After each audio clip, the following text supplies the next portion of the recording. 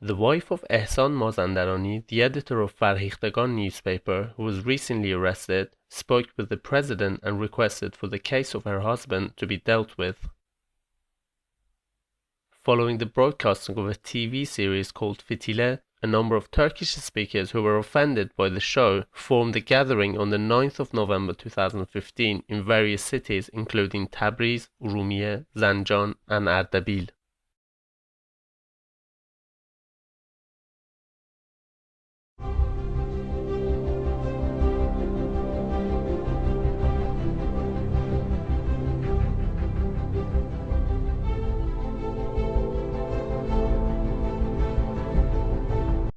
Zainab Jalalian, a political prisoner in the Khoy prison, has been diagnosed with oral thrush. However, despite her numerous requests, the judicial and prison officials have been refusing to transfer her to the hospital.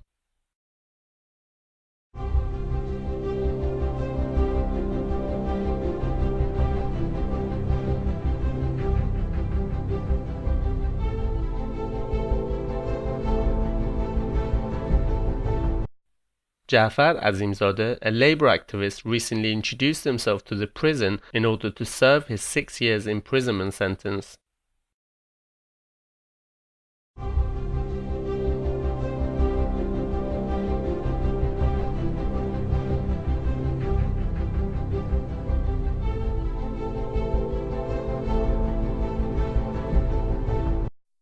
Reportedly, on the morning of Sunday, the 8th of November 2015, 39-year-old Mohammed Barani and 33-year-old Mokhtar Jamali, two prisoners accused of drug trafficking, were hanged in the central prison of Gorgan.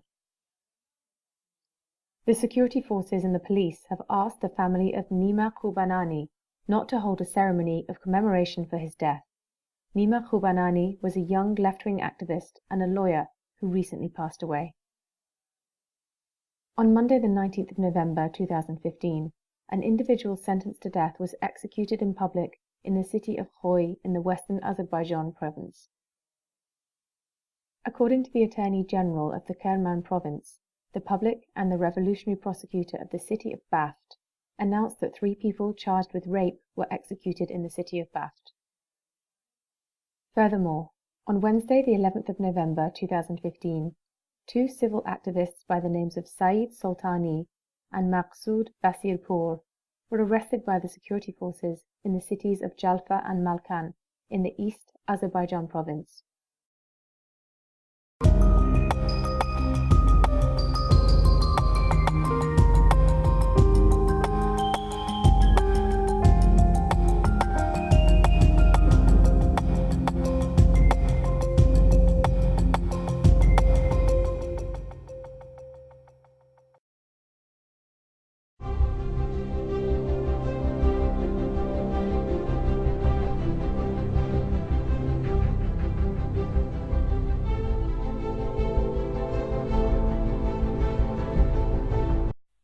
On Thursday, 5th of November 2015, Maulavi Aminullah Dehmorde, the son of Maulavi Shamseddin, a religious activist who is in charge of a religious sciences school in the village of Dehmorde, was arrested by the security forces.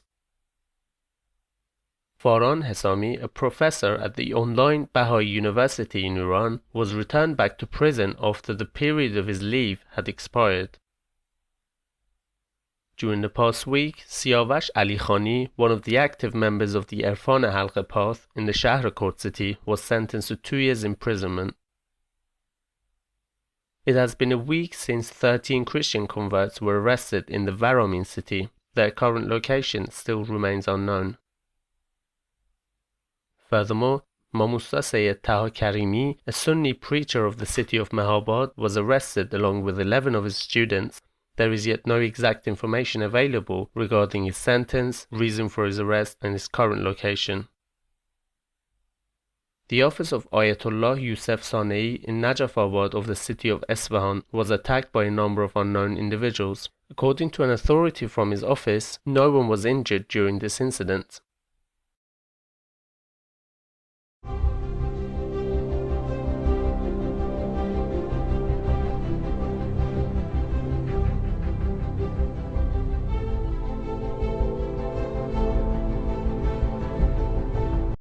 Reports suggest that Solmaz Ikhter, a journalist, was sentenced to 3 years imprisonment by Judge Moghise on charges of propaganda against the regime and insulting the supreme leader.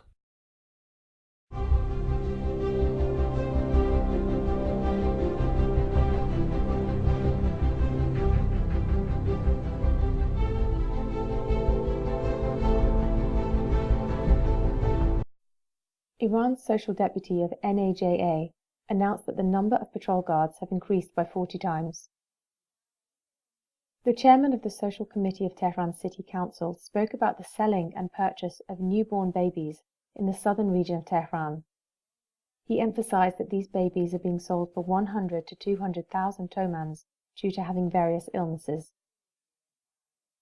The advisor to the Supreme Leader's representative in the Iranian Revolutionary Guards Corps claimed that the individuals arrested who were active on cyberspace were an anti-revolutionary group and were in contact with external oppositions of the regime, and added that the sentences issued to them by the intelligence forces of the IRGC are ordered by the judiciary and are completely legal.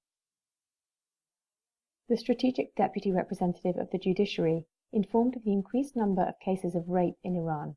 He stated that during the year 2014, around 1,313 different cases of rape were reported.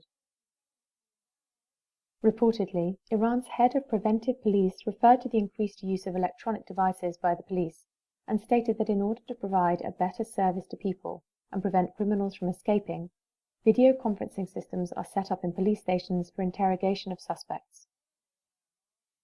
On Monday, the 9th of November 2015, the Director General of the Ministry of Education in the Sistan and Baluchistan province announced that the capitation grant of 25,000 rials entitled to each student is an inadequate sum of money, and added that this sum only covers a small fraction of the students' costs.